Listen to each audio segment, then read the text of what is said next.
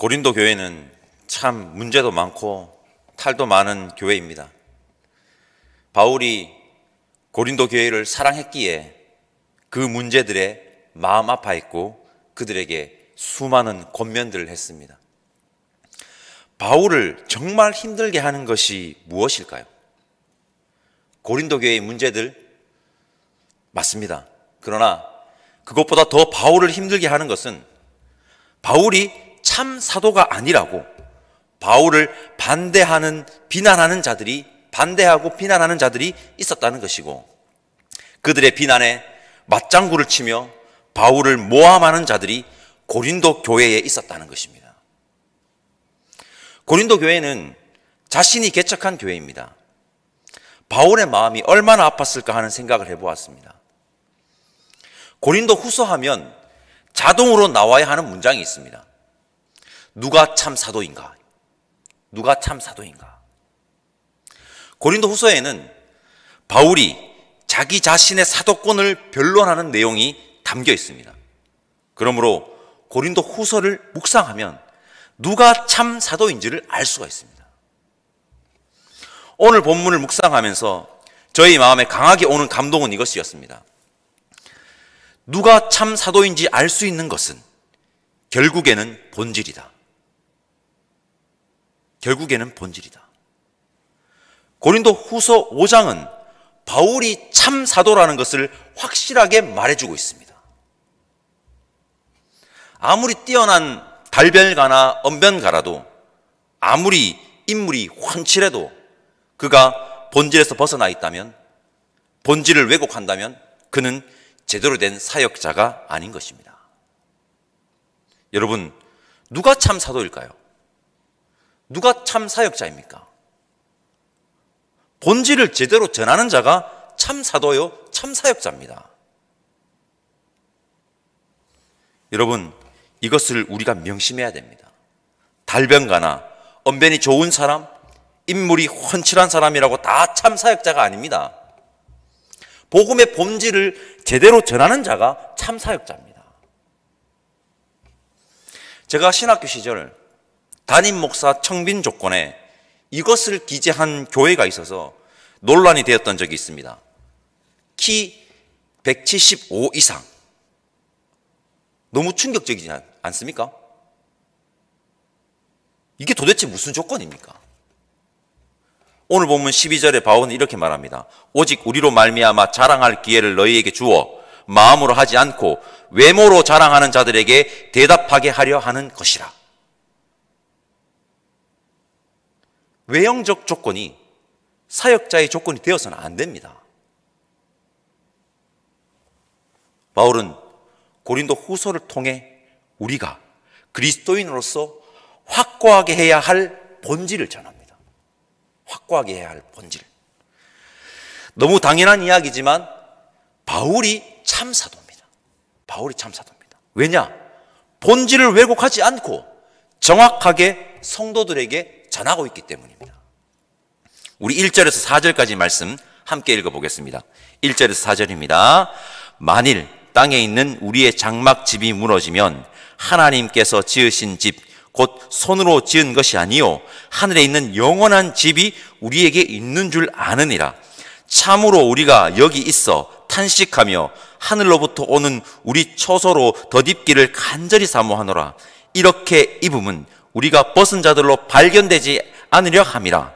참으로 이 장막에 있는 우리가 짐진 것 같이 탄식하는 것은 벗고자 함이 아니요 오히려 덧입고자 함이니 죽을 것이 생명에 삼킨 바 되게 하려 함이라. 아멘. 본질. 우리의 장막집이 무너지면 무슨 말입니까? 정말 중요한 말을 여러분들에게 드립니다. 우리 모두는 반드시 죽습니다. 우리 모두는요, 반드시 죽습니다. 우리는 이 땅에서 영원히 살지 못합니다. 이 땅에서. 우리는 언젠가 반드시 죽습니다. 인간은요, 죽음 앞에서 평등합니다.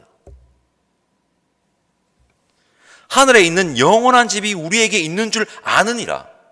무엇입니까? 이 땅에서의 죽음이 끝이 아니라는 것입니다. 죽음 후에 우리는 새로운 시작을 맞이하게 될 것이라는 것입니다. 본질이죠. 하늘에 있는 영원한 집, 무엇일까요? 여러분, 하늘에 있는 영원한 집은 하늘나라에 있는 건물을 이야기하는 것이 아닙니다. 바울은 분명하게 말합니다. 이 집은 손으로 지은 것이 아니다. 성도 여러분, 마가복음 14장 58절을 보면 어떤 사람이 예수님을 이렇게 고발합니다. 우리가 그의 말을 들으니 손으로 지은 이 성전을 내가 헐고 손으로 짓지 아니한 다른 성전을 사흘 동안에 지으리라 하더라. 손으로 짓지 아니한 다른 성전을 짓겠다고 예수님이 말씀하셨다는 것입니다. 요한복음 2장 20절과 21절 말씀 제가 읽어보겠습니다.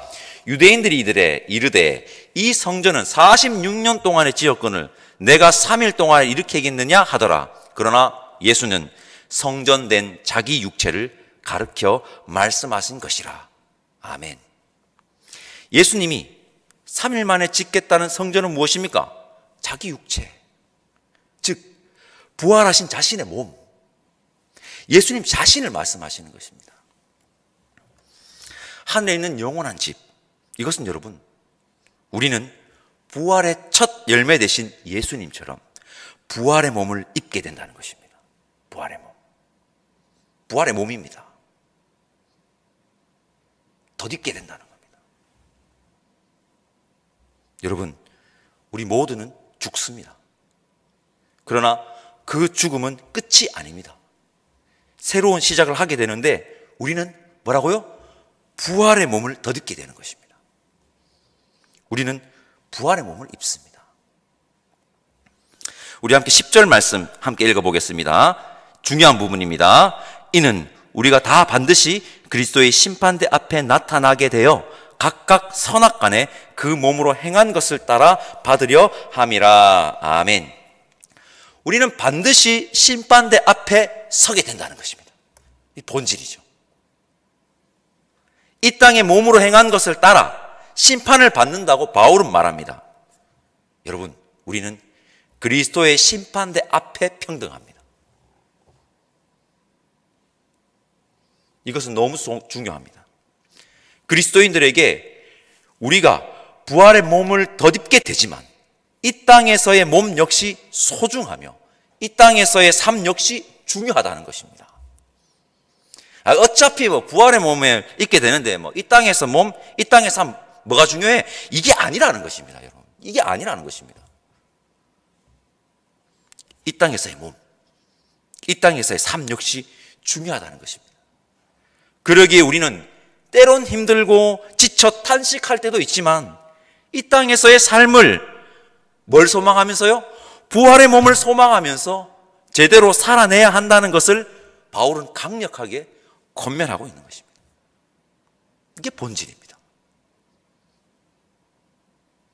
저는 고린도 후서 5장을 묵상하면서 그리스도인들은 이런 자들이라고 다시 한번 확신했습니다. 여러분, 그리스도인은 죽음을 두려워하지 않는 자입니다. 그리고 이 땅에서의 삶 역시 무시하지 않는 자입니다. 그리스도인입니다. 17절과 18절 말씀 우리 함께 읽어보겠습니다. 17절과 18절입니다. 그런즉 누구든지 그리스도 안에 있으면 새로운 피조물이라 이전 것은 지나갔으니 보라 새 것이 되었도다. 모든 것이 하나님께로 났으며 그가 그리스도로 말미암아 우리를 자기와 화목하게 하시고 또 우리에게 화목하게 하는 직분을 주셨으니. 아멘. 그리스도 안에 거함으로 죽음을 두려워하지 않고 이 땅의 삶을 무시하지 않는 자는 질적으로 변화된 삶을 살게 되어 있습니다. 뭡니까? 새로운 피조물이 되는 것입니다. 새로운 피조물. 삶의 가치관이 완전히 변하는 겁니다. 완전히 새롭게 변하는 것. 질적으로 변화된 삶을 살아가는 것, 새로운 피조물로 살아간다는 것은 화목하게 하는 직분을 가지고 살아가는 것입니다. 교회에는 여러분 여러 직분들이 있습니다. 목사, 전도사, 장로, 안수집사, 권사, 서리집사 등 여러 직분이 있는데 여러분 이러한 직분은 각자의 역할에 맞게 담당하면 됩니다. 각자의 역할에 맞게 담당하면 됩니다. 그러나 그리스도인들이라면 무조건 가져야 하는 직분이 있는데 뭐라고요? 화목하게 하는 직분입니다. 화목하게 하는 직분. 그럼 화목하게 하는 직분을 가진 자들의 삶은 어떤 삶일까요? 예수님께서 사랑으로 우리를 위해 자신을 던지셨듯이 우리 역시 예수 그리스도의 사랑으로 자기 자신만을 위해 살아가는 삶이 아닌 뭡니까? 남을 위해 살아가는 삶을 말하는 것입니다. 다르게 말해볼까요? 예수님을 닮아가는 삶을 말하는 것입니다. 이게 화목하게 하는 직분입니다. 그렇게 그리스도의 사랑을 세상에 전하는 자들이 화목하게 하는 직분을 가진 우리라는 것입니다. 우리 그리스도인. 화목하게 하는 직분을 잘 감당하는 우리가 됩시다. 20절 말씀 함께 읽어보겠습니다. 20절입니다. 그러므로 우리가 그리스도를 대신하여 사신이 되어 하나님이 우리를 통하여 너희를 권면하시는 것 같이 그리스도를 대신하여 간청하노니 너희는 하나님과 화목하라. 아멘. 그리스도를 대신하여 사신이 되어, 여러분 우리는 사신입니다. 사신. 사신을 지금 말로 하면 뭡니까? 대사관입니다. 대사관. 대사관.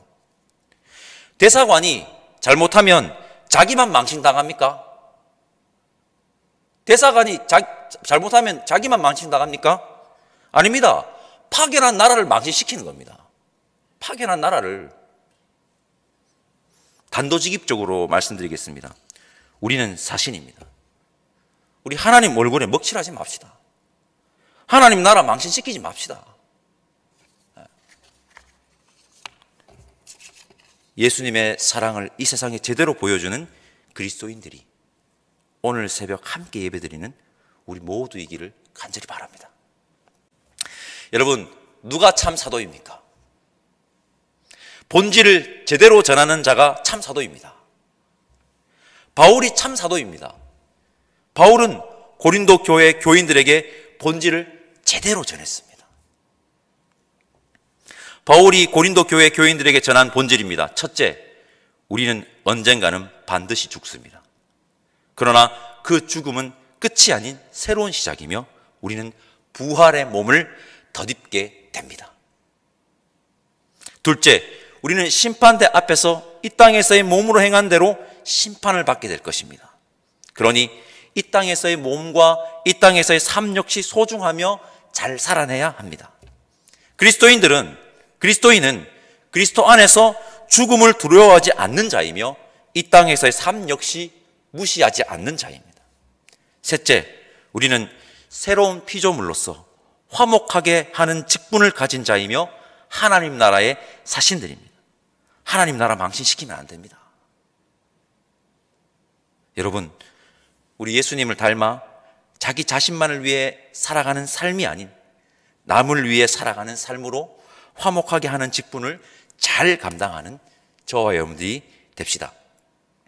바울이 전한 이 본질을 여러분 마음에 새기시고 오늘 하루도 살아가는 참 그리스도인들 되시기를 간절히 소망합니다. 기도하겠습니다.